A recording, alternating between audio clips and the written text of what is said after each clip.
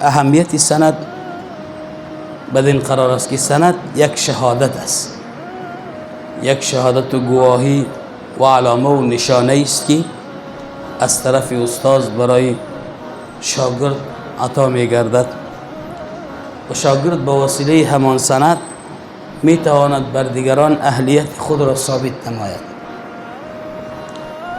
بنان سند فقط یک کاغذ نیست که رفته در مطبعه جور کنی، خوب نقش نگار بودی، باز خوب مهرم بزنی و شاگرد بودی.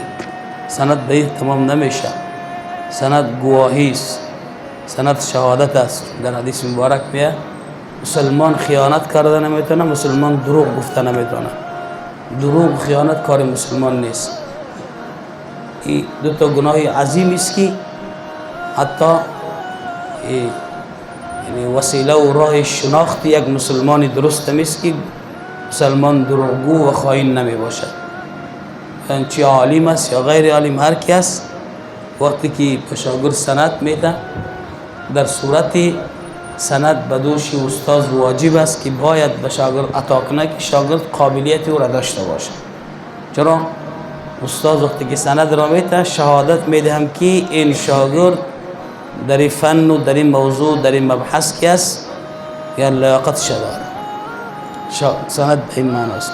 بنان یک گواهی میدهد، سند پیش شاگرد علامه و نشانه می باشد به اینکه من صلاحیت دارم، اهلیت دارم. بنان استاد بر این داده بر بالای کسانی که ندارن اهلیت خود را میتونه توسط این سند چگونه اثبات نماید.